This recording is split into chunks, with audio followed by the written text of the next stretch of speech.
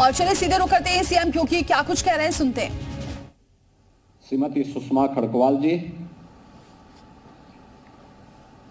माननीय विधायक श्री अमरीश कुमार जी, प्रमुख सचिव खेल और युवा कल्याण विभाग श्री मनीष चौहान जी, विभाग के सचिव श्री सुहास एलवाई, खेल और युवा कल्याण विभाग से जुड़े हुए सभी अधिकारीगण,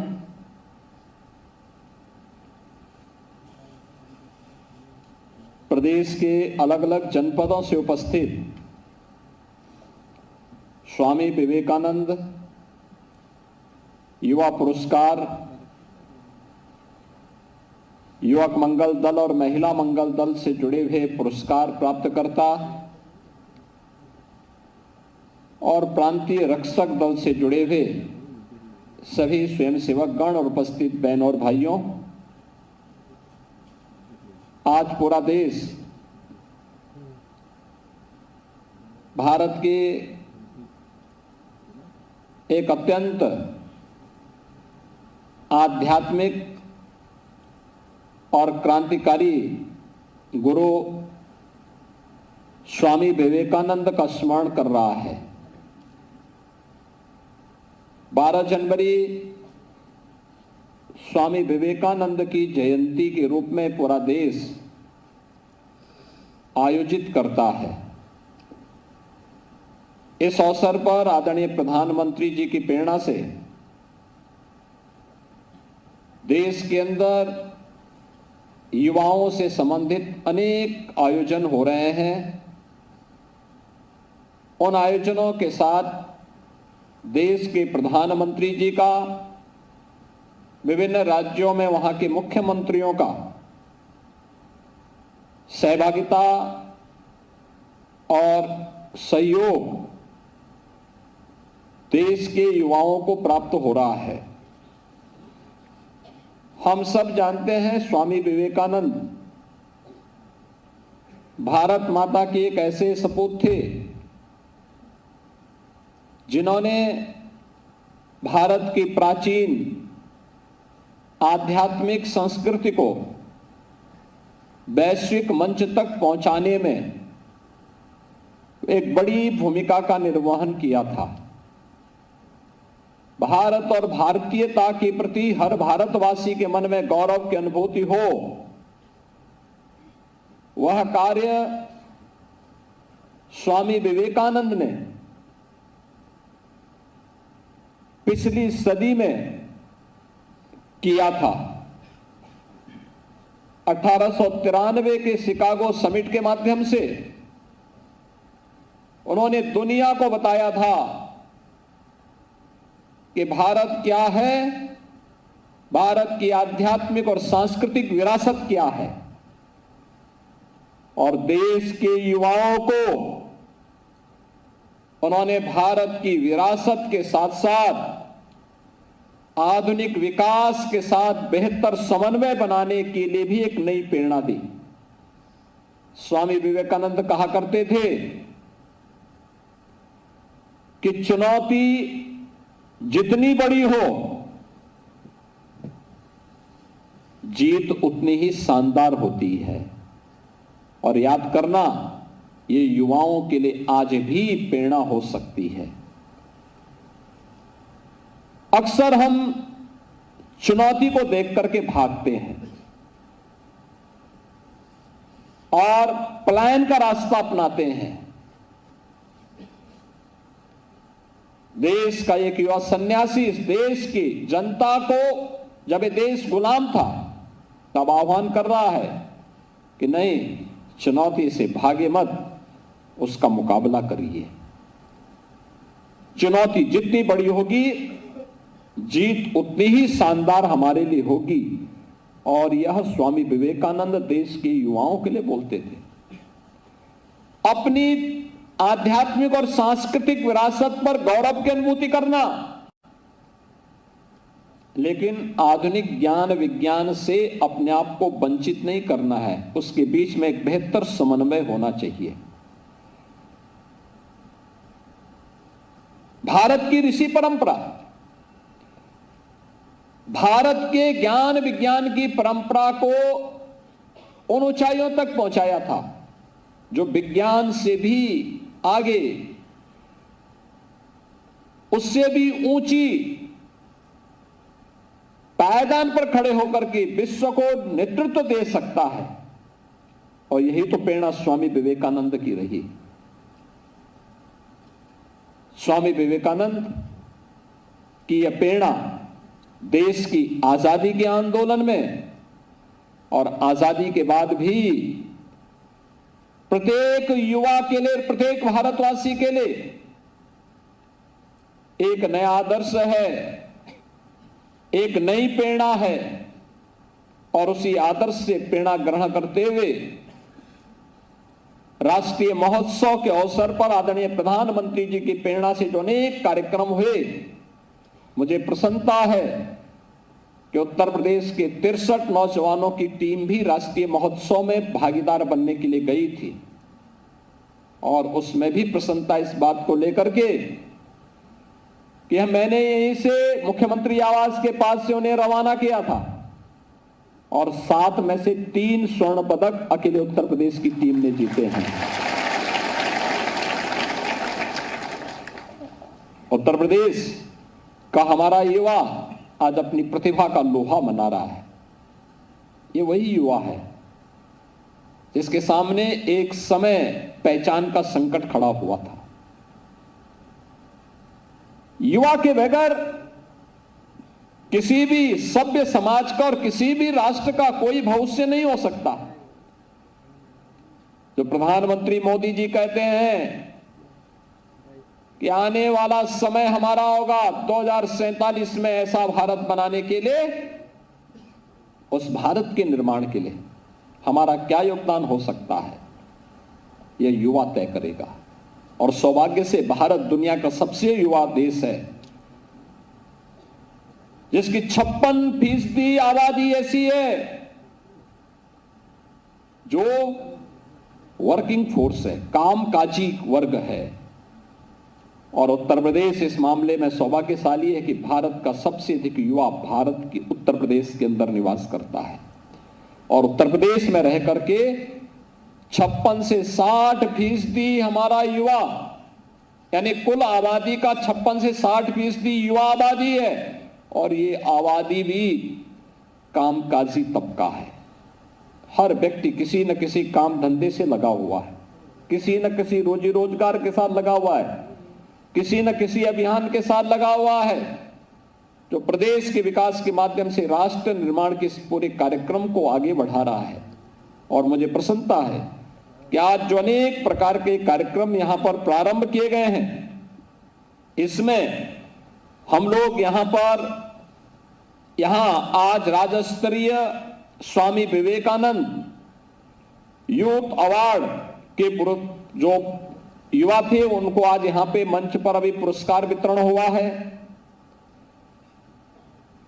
प्रांतीय रक्षक दल के मृतक जवानों के चयनित आश्रितों को चयन पत्र भी प्राप्त हुआ है। और EI एनेबल्ड युवा साथी पोर्टल का शुभारंभ, जिसमें आर्टिफिशियल इंटेलिजेंस से एनेबल कर इस पोर्टल को युवाओं को और अधिक उपयोगी बनाने के लिए इसका उपयोग किया जा सके, इसका भी आज शुभारंभ किया गया है। और इस दिशा से जो एक कार्यक्रम हो रहे हैं, वास्तव में स्कीम पहले भी थी, उसका लाभ नहीं मिल पाता था, जैसी तैसी पड़ी हुई थी, उन्हें कोई पूछता नहीं था। आज मुझे प्रसन्नता है कि खेल और युवा कल्याण विभाग ने ग्रामीण क्षेत्र में भी, शहरी क्षेत्र में भी खेल का मैदान, ग्रामीण स्टेडियम का निर्माण किया है। 80,000 से अधिक युवक मंगल दल और महिला मंगल दल को स्पोर्ट्स किट उपलब्ध करवाए हैं। ग्रामीण लीग का शुभारंभ हुआ है।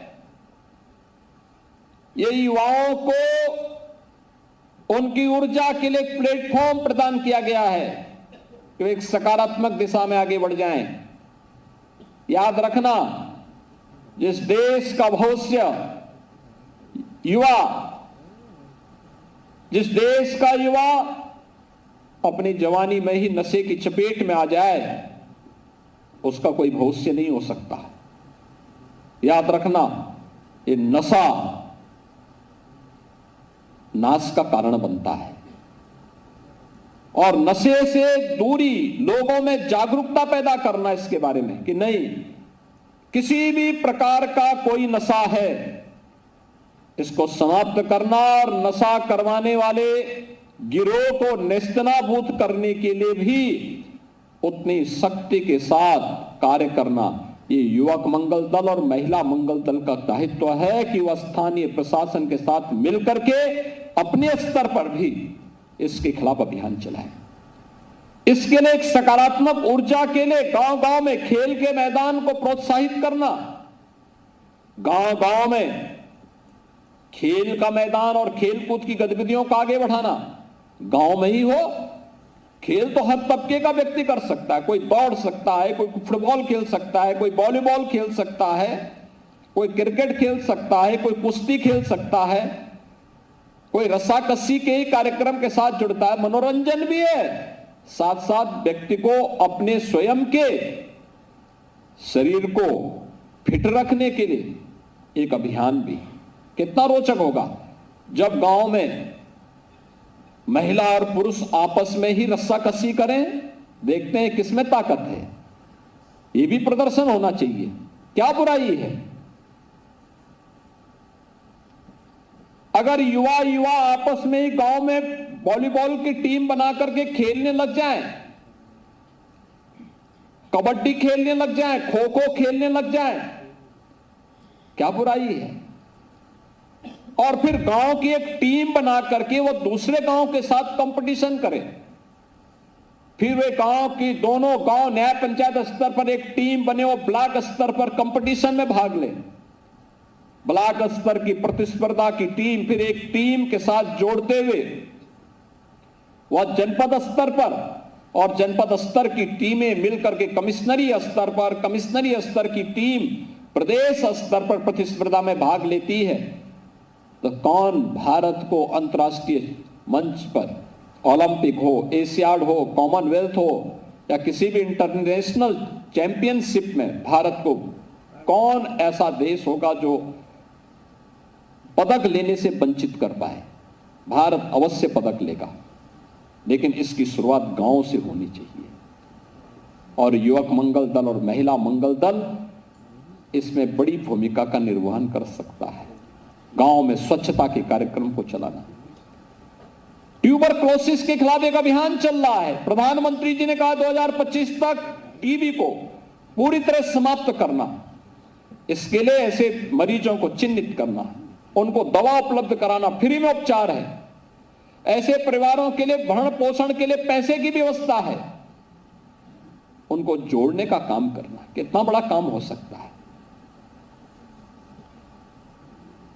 इसमें आप भी सहयोग कर सकते हैं। युवक मंगल दल और महिला मंगल दल को सहयोग करना चाहिए, खेलकूद की गतिविधियों को बढ़ावा देना चाहिए, नशे के खिलाफ अभियान चलाना चाहिए, स्वच्छता के कार्यक्रम को प्राथमिकता के आधार पर आगे बढ़ाना चाहिए, जल संरक्षण के कार्यक्रम में भाग लेना चाहिए, लोगों को प्रेरणा देनी चाहिए। कितना बड़ा काम आप कर सकते हैं। यह कार्य हमें पूरी ईमानदारी और प्राथमिकता के साथ आप करेंगे, कोई संदेह नहीं कि हमारा देश फिर से प्रधानमंत्री मोदी जी के संकल्पों के अनुरूप, उनके विजन के अनुरूप 2047 के पहले दुनिया की सबसे बड़ी ताकत बनकर के उभरेगा, सबसे बड़ी ताकत बनकर के उभरेगा। और उस दिशा में हम सबका एक सामूहिक प्रयास होना चाहिए। और मुझे प्रसन्नता है इस दिशा में आज ग्रामीण और शहरी क्षेत्र में स्टेडियम का निर्माण का कार्य तेजी के साथ आगे बढ़ा है। बहुत अच्छे कार्य हो रहे हैं। मैंने कुछ स्टेडियम के उद्घाटन के लिए मैं स्वयं भी गया था। कुछ खेलकूद की गतिविधियां भी हो। स्टेडियम इसलिए नहीं कि केवल वहाँ एक औपचारिकता के लिए उपकप हो जाए, वहाँ कुछ खेलकूद की गतिविधियां हो, मैदान हो, अन्य कार्यक्रम हो, उसको हमें आगे बढ़ाना। ऐसे ही ये प्रदेश के अंदर राज्य स्तरीय स्वामी विवेकानंद यूथ अवार्ड इससे संबंधित जो विभिन्न प्रकार के कार्यक्रम हुए हैं, जिसमें युवक मंगल दल उदयपुर वाराणसी, युवक मंगल दल हाटा खास जनपद सिद्धार्थनगर, युवक मंगल दल इब्राहिमपुर कुसमा अंबेडकर नगर और महिला मंगल दल में महिला मंगल दल सुरहती जालौन, महिला मंगल दल स्वार रामपुर, महिला मंगल दल कनकहा लखनऊ, इन्हें पुरस्कार दिया गया है, यहां सम्मानित किया गया है। मैं इन सबको हृदय से बधाई देता हूं और इनकी रचनात्मक गतिविधियों के लिए इनको हृदय से अभिनंदन भी करता हूं। व्यक्तिगत श्रेणी में श्री अर्शप्रीत सिंह झांसी, अमन बागपत, अर्पिता सिंह गोरखपुर, अजीत कुमार सोनी चंदौली, सुंदरम तिवारी प्रतापगढ़, सत्यदेव आर्य बरेली, सिद्धार्थ राय गाजीपुर, स्वेच्छा श्रीवास्तव गोरखपुर, अक्षय शुक्ला उन्नाव, आर्यन गौड़ बुलंदशहर, इन्हें भी यहां पे भी मंच पर सम्मानित किया गया है। इन सबको भी मैं हृदय से बधाई देता हूं और इनका अभिनंदन करता हूं। इसके अलावा अन्य जो चयन पत्र भी दिए गए हैं, आपने देखा होगा पीआरडी के जवान जो प्रांतीय रक्षक दल हैं, ये प्रांतीय रक्षक दल के गठन की कार्रवाई, इसका अपना एक इतिहास है। यानी यह 1948 में इसका गठन होता है। इसका काम था शांति एवं सुरक्षा व्यवस्था, विकास और जन जागरूकता आदि कार्यों में योगदान देना, सहयोग करना। और 35,000 जवान पीआरडी के वर्तमान में अलग अलग क्षेत्रों में कार्य कर रहे हैं, जिसमें विभागीय कार्यों के साथ 19,500 जुड़े हुए हैं, 6,900 यह विभिन्न उपक्रमों की व्यवस्था के साथ जुड़े हुए हैं, चाहे वह अन्य विभिन्न विभागों में ड्यूटी में हैं, और 300 से ऊपर ये भारत सरकार के उपक्रम के साथ जुड़े हुए हैं। पीआरडी के जवान, इनका थोड़ा प्रशिक्षण दिला दिया जाए, इनकी प्रैक्टिस अगर एक बार ट्रेनिंग के साथ जोड़ दिया जाए, बहुत सारी जगहों पर इनकी बड़ी भूमिका हो सकती है। और जैसे इस समय विभाग कर रहा है कि इन्हें आपदा राहत कोर का कार्य के साथ भी हम जोड़ें, आपदा मित्र के रूप में भी इनका उपयोग करें, ऐसे ही अन्य कार्यक्रमों के साथ विभिन्न बचाव के उपायों के बारे में, कहीं अर्थक्वेक यानी भूकंप आ गया क्या करना है, कहीं आग लग गई क्या करना चाहिए, बाढ़ के समय क्या करना चाहिए, कहीं सड़क दुर्घटना हो गई क्या हमें करना चाहिए, थोड़ा बहुत जानकारी अगर इन सब के बारे में हो सके तो उसमें भी एक बड़ी भूमिका का निर्माण हो सकता है। ट्रैफिक के नियमों का पालन करने के लिए इनका उपयोग किया जा सकता है। और यह इन्हें पहले कुल 250 रुपये प्रतिदिन इनको प्राप्त होता था मानदेय, जिसे 19 में हमारी सरकार ने 375 रुपये यानी 250 रुपये से 375 रुपये हमारी सरकार ने ही 19 में बढ़ाया था। और 2022 में इस राशि को 395 किया गया। आज पीआरडी के इन जवानों की सेवाओं को देखते हुए नए वित्तीय वर्ष में हम इस राशि को 500 रुपये प्रतिदिन के हिसाब से ड्यूटी भत्ता उन्हें देने की घोषणा कर रहे हैं। और मैं चाहूंगा कि ये सभी जवान और विभाग भी उनका उचित प्रशिक्षण दें। याद रखना, अगर इनका प्रशिक्षण सही हो जाए, ट्रेनिंग ठीक हो जाए, तो हमें अभी 10,000 जवान तो केवल ट्रैफिक की व्यवस्था के लिए चाहिए। हर जनपद में हम लोग एक व्यवस्था बनाने जा रहे हैं कि आपदा मित्र हों। कहीं आग, कोई भूकंप आ गया, कहीं बाढ़ आ गई, कहीं पे कोई अन्य एक्सीडेंट कोई हो गया, तो फर्स्ट रिस्पॉन्ड उनके माध्यम से हो। ये लोग जाएं, वहां पर जा करके अपना योगदान दे सके। लेकिन प्रशिक्षण आवश्यक है इसके लिए। क्या सावधानी बरतनी चाहिए इसमें? अगर वे जुड़ जाएं तो ये अच्छा कार्य इनके द्वारा किया जा सकता है और सरकार सुविधा देने को तैयार है। मुझे प्रसन्नता है कि अपने पीआरडी के 35,000 जवानों के लिए आज सरकार उनके मानदेय को बढ़ाने की फिर घोषणा कर रही है। अब आप सोचिए